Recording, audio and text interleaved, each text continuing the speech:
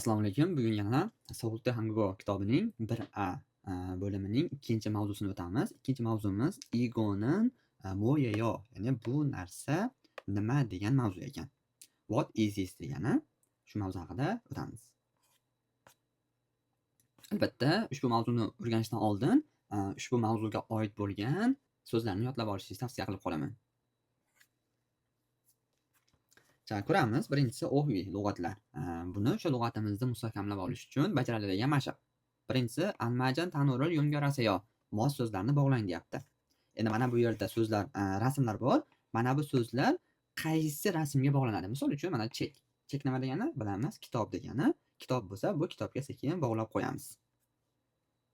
Mana shu holatda bog'lab chiqamiz. Bu o'sha lug'atlarimizni mustahkamlab olish uchun bajariladigan mashq. Xo'p, grammatikaga keldik. Grammatikamiz nounni bilamiz. Otlarga qo'shiladi ekan. Ka, issoyo, opsoyo degan grammatika ekan.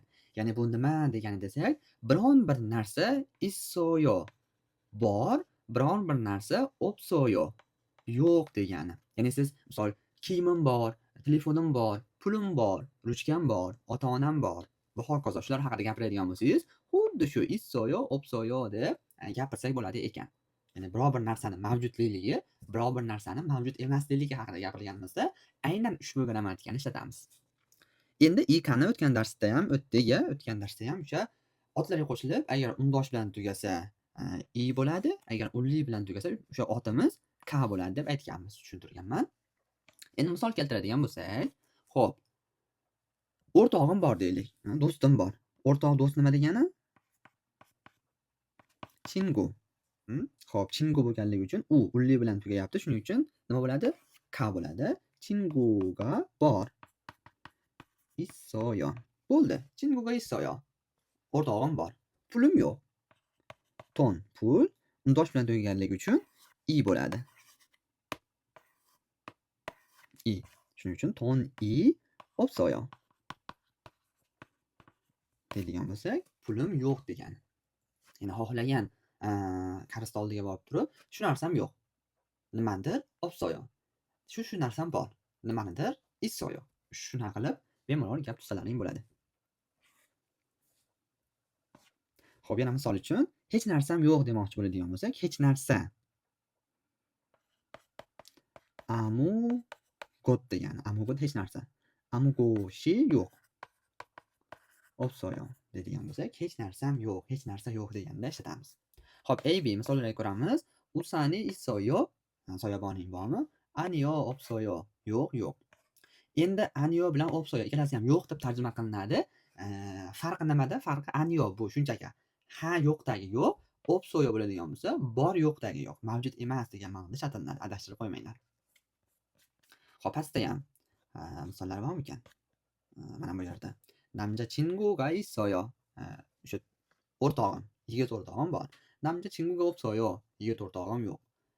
Usani issoyo, soyabonim bor. Usani opsoyo, soyabonim yo'q deganda ishlatyapmiz. Menimcha tushunarli bo'ldi. O'zimiz ham mana bu so'zlardan foydalanib gap tuzsak ancha mustahkamroq bo'lib qoladi. Xo'p, keyin grammatikamiz. Igonin, kgonin, chogonin. Yana ot kelyapti. Iyeyo, yeyo. Nima bu desak, igonin bu narsa, kgonin u narsa, chogonin anavi narsa. Ya'ni o anavi narsa. Masofalarga qarab turib ajratamiz ekan. Igonin yonimizda tursa bu narsa, sal uzoqroq bo'lsa, kgonin ancha uzoqda bo'lsa, chogonin deb ishlatamiz ekan. Ya'ni shu narsa ko'rsatayotgan narsa nimadir? Yeyo, gapni yakunlaymiz bo'ldi. Misol uchun aytamiz, bu narsa olma demoqchimiz. Ketdi yozamiz.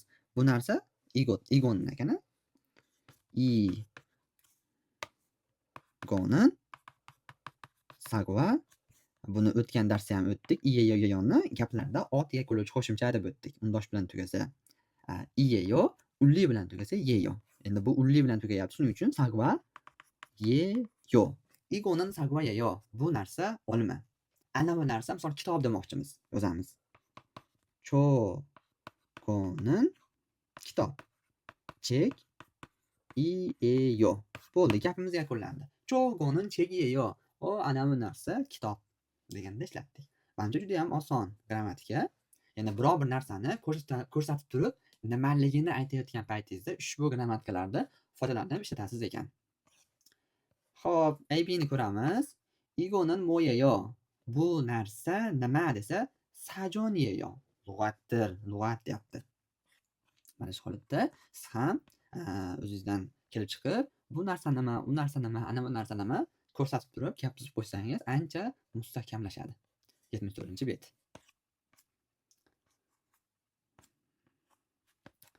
Cha 76-betdagi maragi, birinchi maragimiz o'qib turib, albatta, tarjima qilib yodlab qo'ysangiz ham ancha yaxshi bo'ladi. Cha, keyin grammatikamiz. Xo'p, bu 77-betda ekan. Chuseyo degani. Chuseyo bu bering degani. Ya'ni biror bir narsani so'rayotgan paytda otni, noun ot degani, xohlagan narsani aytib turib, chuseyo desangiz, o'sha narsani bering deyotgan bo'lasiz. Misol uchun, ton juseyo. Pul bering. Yoki bo'lmasa, mul juseyo. Suv bering. yoki shinpari juseyo. Oyoq kiyim bering. Va hokazo ketaveradi. Xohlagan narsamizni aytib turib, chuseyo desak, o'sha narsani biz so'rayotgan bo'lamiz. Qo'shimcha sifatida chom degan narsa bor. Chom bu iltimos degani. Agar biz shu chuseyodan bitta oldin, shu yoniga chom bilan ishlatadigan bo'lsak, bu iltimos bering degan ma'noni beradi. Iltimos bering. Ya'ni ham hurmatliroq qilib so'rayotgan paytda. Misol uchun, kopi chom juseyo. Iltimos kofe bering. Moja chom juseyo. Iltimos bosh kiyim bering va hokazo. Tarjimada birinchiga chiqadi, lekin yozilishda har doim eslab qolinglar, chuseyodan bitta oldin yoziladi. Buni albatta esda saqlash kerak. Juda ham oson grammatikalardan biri. 78-bet. 78-betda yana ham bir qiziq grammatikalardan biri. Ot keladi, hago. Yana ot keladi. Ot keladi, va yana ot keladi. Bu nima desak, bu bog'lovchilar. Ya'ni ot bog'lovchi qo'shimchalar. Tarjimasi nima desak, tarjimasi va bilan degani. Ya'ni olma bilan nok, men bilan sen, u bilan men va hokazo shular haqida gapirayotgan paytimizda hago yoki guavani ishlatamiz ekan. Eslab qolamiz, hago unli undosh tanlamaydi, bemalol ishlataveramiz. Misol uchun, sagva hago pe olma bilan nok chuseyo bering. Yoki kuyul hago oranji juseyo. Mandarin va oranji apelsin bering. Ya'ni unli undosh tanlamayapti, bemalol ishlataveramiz hagoni. Endi guavachi desa, bu endi unli undosh tanlaydi. Agar undosh bilan tugasa gva, eslab qolamiz.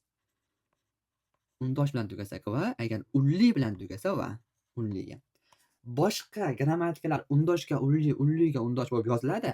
Faqatgina shu va gva grammatikamiz undoshga undosh, unliga unli bo'lib yoziladi. Buni albatta esda saqlashimiz kerak bo'ladi. Farqi nimada? Farqi deyarli mana bu tuzilishda xolos. Ikkalasi bir xil qo'llaniladi, bir xil ishlatiladi. Misol, do'stim va men deydigan bo'lsak, chingu va cho. Bo'ldi. Do'stim va men, do'stim bilan men. Yoki bo'lmasa, kitob va lug'at deydigan bo'lsak, chek va sajon. Bo'ldi. Bering deydigan bo'lsak, chuseyo. Kitob va lug'at bering va hokazo. Ya'ni bir nechta otlarni o'sha bog'lab va gva deb aytayotgan paytimizda ushbu grammatikalarni ishlatamiz ekan. Bu ham juda ham sodda grammatikalardan biri. Buni tushunish uchun albatta so'zlarni yodlab olsak yetarli. Va bir nechta gap tuzish ham kamlik qilmaydi. Bemalol gap tuzsak, shundagina yodib qolsa, shundagina tushunamiz. Xo'p, ABni ko'radigan bo'lsak, chiuge hago yonpil juseyo. O'chirgich bilan yonpil qalam bering. Ne, yogi issoyo. Ha, mana marhamat. Yogi issoyo deganda marhamat deganni eslab qolamiz. Yoki bu yerda bor, shunchaki bu yerda bor desa ham bo'ladi. Mana bu osonroq tarjima qilib, mana marhamat degan tarjimani beradi aslida. Hop, pastdagi 콜라하고 주스가 있어요. 콜라와 콜라 bilan sharbat bor. 볼펜하고 공책 주세요. ruchka va 공책 daftar bering. 지우개 va 연필이 있어요.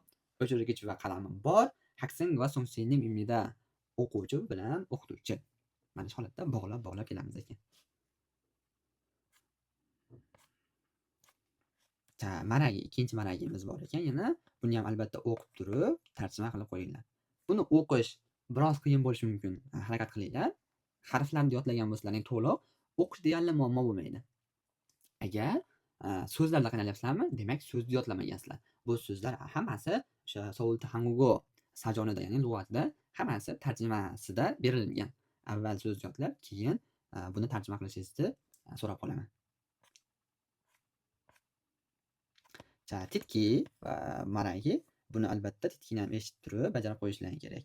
Titki 1, tirek 26-tirek 80-bet ekan.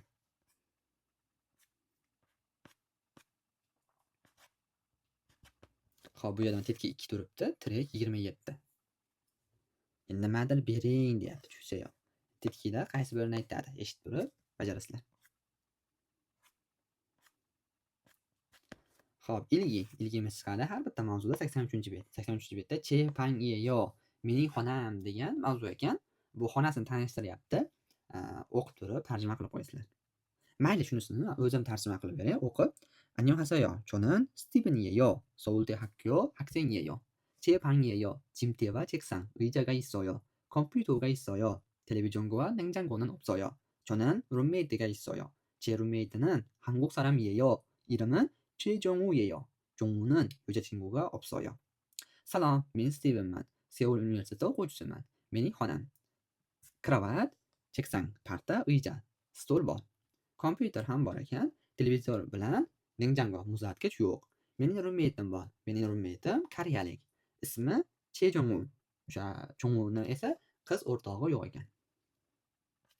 Mana shu holatda tarjima qilishlaring kerak bo'ladi va pastdagi savollarga javob topib qo'yishlaring kerak. Si기다. 여러분, 방에 무엇이 있는지 표시하세요. 그리고 방을 소개하는 글을 써보세요. Azizlar, xonangizda nimalar bor? Bichishga qo'ying va o'sha xonangizni tanishtiradigan matn yozib ko'ring deyapti. Misol, chimte bormi? Bor. Uyja bormi? Bor. Kompyuter? Yo'q. Televizion? Yo'q. Va hokazo. Nimalar bor, nimalar yo'q. Shu haqida che pang iyeyo, mening xonam degan mavzuda sigi yozamiz. Ozgincha chiroyli qilib yozib qo'ysak bo'ldi.